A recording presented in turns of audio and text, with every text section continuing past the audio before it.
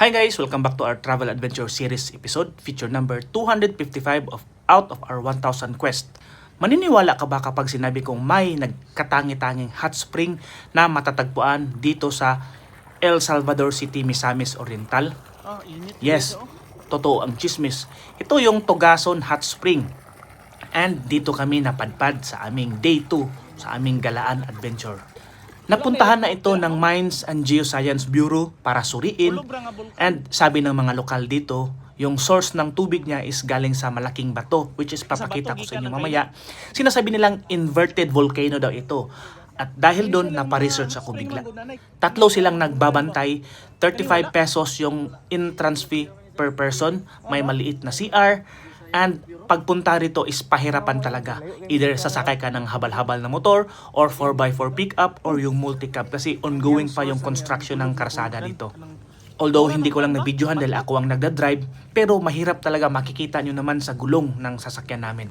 Siguro sa balang araw pag matapos na, kasi meron din namang sementong daan pero pakunti-kunti pa lang. Pero focus tayo dito sa hot spring kung saan talaga galing yung source. Kaya pinuntahan ko, inakyat ko at hanggang dun sa dulo nakikita ko yung tubo ng tubig kung saan nanggaling, which is very flowing at nasubukan rin naming magtampisaw na init talaga.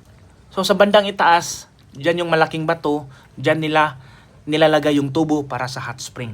Maya-maya, may dumating na mga kabataan na mga lokal din at umalis na rin kami sapagkat pagkatapos nito may pinuntahan na naman kaming ibang waterfalls na tinatawag nilang Sikyup, which is first time din namin lahat, natuntun lang namin dahil nagtatanong-tanong kami sa mga lokal dun.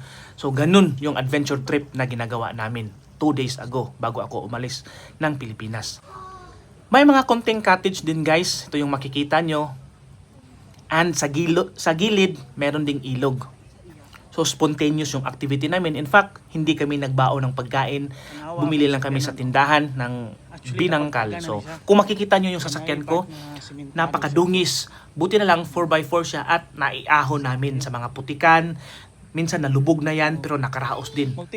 Marami na din daw nakapuntang mga foreigner dito dahil ito yung gusto nila, pero hindi pa talaga sa ngayon accessible yung daan. Pagkakasyahin ko lang yung 3 minutes na sa YouTube Shorts, pero long format videos i-upload ko. So follow this YouTube account or sabay tayo sa susunod naming pupuntahan. Chip in lang sa mga gastusin. So ito yung paligid niya guys. Hindi pa masyado fully developed dahil wala pa sigurong fund, or kung merong fundings, fino-focus muna sa mga paggawa ng karsada. So 5 na lang kami naiwan sapagkat yung iba may personal commitment, kaya kami na lang nagtuloy. Again, this is Travel Feature. Thank you for watching. Peace. Bye-bye. See you sa next